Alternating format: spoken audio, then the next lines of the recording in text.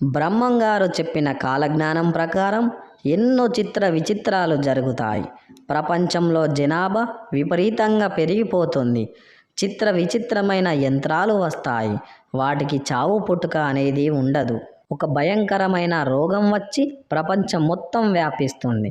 దానివల్ల చాలామంది చనిపోతారు. నిజమైన భక్తులు తగ్గిపోతారు. దొంగలు పెరుగుతారు. ధర్మం వదిలి ధనం కోసం కొట్టుకు చస్తారు. అమావాస్య నాడు ఆకాశంలో నిండు చందమామ కనిపిస్తుంది. అర్ధరాత్రి చీకటిలో సూర్యుడు ఉదయిస్తాడు. అతి తిండి అతి నిద్ర వల్ల ప్రజలు అనేక రోగములతో బాధపడతారు. ఆకాశంలో 3 చుక్కలు పుట్టి పిడుగులు పడి చాలామంది చనిపోతారు. అడవి మృగాలు నగరంలోకి వచ్చి చాలామందిని చంపుతాయి. ఏనుగు కడుపులో పంది పుడుతుంది. పంది కడుపులో కోతి పుడుతుంది. రెక్కలు వచ్చిన కోడి పిల్లలు మనిషి భాష మాట్లాడి మరణిస్తాయి. భారతదేశం కొన్ని సంవత్సరాలు బానిసత్వంలో బాధపడుతుంది. ఎద్దులు, దున్నపోతులు, గుర్రాలు లేకుండానే బండ్లు నడుస్తాయి. నీటితోనే దీపాలు వెలుగుతాయి. మెదడువాపు, గుండె జబ్బులతో లక్షల మంది చనిపోతారు. రాను రాను దొంగ స్వాములు ఎక్కువగా అవుతారు. జనాల దగ్గర ధనం దోచుకుంటారు. చింత చెట్టుకు చామంతి పువ్వులు పూస్తాయి. వేప చెట్టుకు అమృతం కారుతుంది. కుమారస్వామి ఆలయం వారం రోజులు మూతపడుతుంది. అరికాళ్ళ మంటలు ఎత్తి వేలాది మంది ఏడుస్తూ చనిపోతారు. మక్కలో పంది పుట్టి మహమ్మదీల మధ్య గొడవలు పెడుతుంది. దాన్ని పట్టుకోవడానికి పోతే ఆ పంది బెజవాడ కృష్ణానది దగ్గర మాయమవుతుంది. భారతదేశంలో నదులు పొంగిపోతాయి. వాటి వల్ల చాలామంది మరణిస్తారు. పంది నానా అని అంటుంది. ఏనుగు అమ్మ అని అంటుంది. అగ్ని వర్షం పడుతుంది. దానివల్ల చాలామంది చనిపోతారు. రాబోయే రోజుల్లో ముత్యమంత బంగారం కూడా దొరకదు. రోజు రోజుకి బంగారం ధరలు పెరిగిపోతుంది. బంగారం కంటే ఇత్తడికే ఎక్కువ ప్రాధాన్యత ఇస్తారు. కలియుగం 5 సంవత్సరాలు అయిన తర్వాత కాశీలో గంగ ఎండిపోతుంది. నీచుల ఇల్లు సిరి సంపదలతో కలకలలాడుతుంది. మంచివారి ఇల్లు పేదరికంతో ఉంటుంది. అన్ని వస్తువుల్లో కల్తీ జరుగుతుంది. భార్యాభర్తల మధ్య గొడవలు జరుగుతాయి. ఈ ప్రపంచం మొత్తం రాను రాను అనాథ పిల్లలతో నిండిపోతుంది. ప్రపంచంలో పాపాత్ములు ఎక్కువగా అవుతారు. పుణ్యాత్ములు తక్కువగా అవుతారు.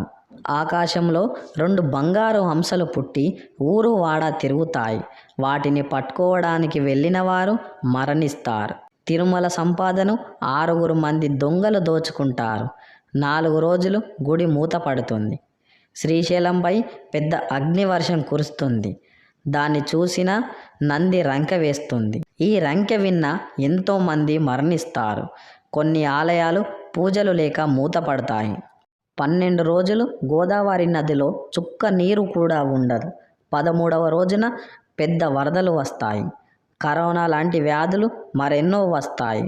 కొన్ని వ్యాధులకు మందు కూడా దొరకదు. మనిషి కోపానికి హద్దు అదుపు ఉండదు. ఒకరినొకరు చంపుకుంటారు. హైదరాబాద్ మహానగరాన్ని మూసీ నది ముంచేస్తుంది. అన్ని రకాల పండ్లు రసాయనాలతో పూర్తిగా కల్తీ అవుతాయి. ఉదయగిరిలో ఒక అమ్మాయి ఒకేసారి 7 మంది పిల్లలకు జన్మనిస్తుంది. శ్రీశైలంలో పొగమంచు వచ్చి ఆ శివుడు మనుషులతో మాట్లాడతాడు. ఒక అమ్మ 16 సంవత్సరాలు రాజ్యం ఏలుతుంది. అంటే ఇందిరాగాంధీ గురించి ముందే చెప్పారు. అమెరికాలో పెద్ద పెద్ద భూకంపాలు వచ్చి ఆస్తి మరియు జన్మ నష్టం సంభవిస్తుంది.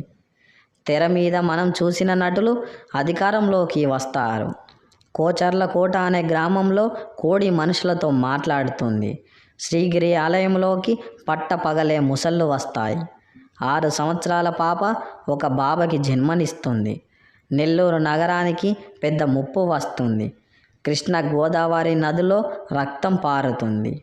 తెల్ల కాకులు పుట్టి ప్రతి ఊరి చివరలో ఏడ్చి మరణిస్తాయి. గత జన్మలో జరిగిన విషయాలన్నీ 3 సంవత్సరాల బాలుడు చెప్తాడు. సూర్యుడు మనిషిలాగా కనిపిస్తాడు. కృష్ణానదిలో నీళ్లు ఎక్కువై దుర్గమ్మ ముక్కు పొడకను తాకుతుంది. రాజుల పాలన నశిస్తుంది. ఎవరికి వారే రాజు అనుకుంటారు. నోటి మాట ఎవ్వరు నమ్మరు. డబ్బుకే విలువ ఉంటుంది. డబ్బే రాజ్యమేలుతుంది. వావి వరుసలు లేకుండా మనుషులు మృగంలాగా ప్రవర్తిస్తారు. డబ్బు కోసం ఎంతకైనా దిగుజారుతారు. శృంగారం ఎక్కువగా పెరుగుతుంది. అక్రమ సంబంధాలు కూడా పెరుగుతాయి. రానున్న రోజుల్లో స్త్రీలకు ఆయుష్ పెరుగుతుంది. పురుషులకు ఆయుష్ తగ్గుతుంది. దేశంలో ఆడవారిపై అత్యాచారాలు ఎక్కువగా పెరుగుతాయి. స్త్రీలు మద్యం సేవించడం, సిగరెట్ తాగడం లాంటివి ఎక్కువగా అవుతాయి. అఘోరాలు మనుషుల్లోకి వచ్చి తిరుగుతారు. దీంతో జనాలు భయపడతారు. విదేశీయులు భారతదేశాన్ని పరిపాలిస్తారు. వేరు ప్రయాణ చక్రాలు ఢీకొని చాలామంది మరణిస్తారు. రాబోయే రోజుల్లో వంటలు సరిగ్గా వండక భయంకరమైన పేదరికం ఏర్పడుతుంది. తినడానికి తిండి కూడా దొరకదు. చాలామంది ఆకలితో చనిపోతారు. ఆకాశంలో తోక చుక్క పుట్టి సూర్యుడు విష్ణుమూర్తి అవతారంలో దర్శనమిస్తాడు. ఇంటికి యజమాని ఎవ్వరు ఉండరు. ఎవరికి వారే యజమాని అవుతారు. తండ్రి కొడుకుల మధ్య ప్రేమలు తగ్గిపోయి తిట్టుకోవడం, కొట్టుకోవడం, చంపుకోవడం జరుగుతుంది. మతం, కులం అనే భేదం లేకుండా పెళ్ళిళ్ళు జరుగుతాయి. పాపాత్ములు ఎక్కువ కాలం బ్రతుకుతారు. పుణ్యాత్ములు తొందరగా చనిపోతారు. హైదరాబాదులో నదులన్నీ ఎండిపోయి చుక్క నీరు కూడా దొరకదు. రేపల్లెలో ఒక ఈత చెట్టు పుట్టి ఉదయం లేస్తుంది, రాత్రి పడుకుంటుంది. ఇలా 5 సంవత్సరాలు చేస్తుంది. తర్వాత మాయమైపోతుంది. ఒకరోజు అమావాస్య నాడు విచిత్రమైన వ్యాధి చాలామంది మరణిస్తారు. మేక కడుపులో 5 తలల మేకపిల్ల పుడుతుంది. ముంబై నగరంలో భూకంపం వచ్చి వేల మంది చనిపోతారు. గ్రామాలు నగరాల్లా మారుతాయి. నగరాలు గ్రామాలుగా మారుతాయి. ఆకాశంలో ఉత్తమ దిక్కున ఒక వింత నక్షత్రం పుడుతుంది. అది రంగురంగుల కాంతిలతో మెరుస్తుంది. అప్పటి నుండి దేశంలో అనేక వింత సంఘటనలు జరుగుతాయి. భూమి లోపల నుండి విచిత్రమైన శబ్దాలు వినిపిస్తాయి. అది విన్నవారు అక్కడే చనిపోతారు. రాబోయే రోజుల్లో మనిషి శరీరంపై బొబ్బలు వచ్చి రక్తం కక్కుతూ మరణిస్తారు. కర్నూలు జిల్లాలో కప్ప కోడిలాగా కూస్తుంది. ఊరు మధ్యలో గ్రద్దలు గుంపులుగా చేరి అరుస్తాయి. ఆకాశం నుండి రక్తం వాన కురుస్తుంది.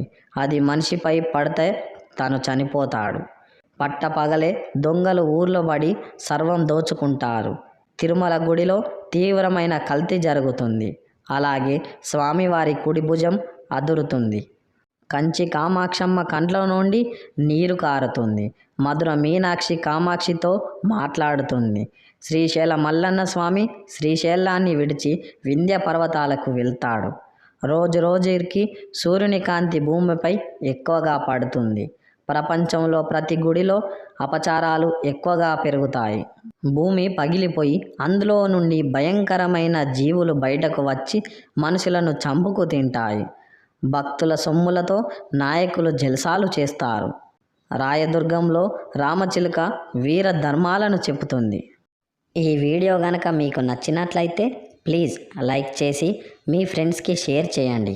అలాగే మా కొత్త వీడియోస్ మీకు వెంటనే చేరాలి అంటే మా ఛానల్ని సబ్స్క్రైబ్ చేసుకొని పక్కనే ఉన్న బెల్ని ప్రెస్ చేయండి. ధన్యవాదములు.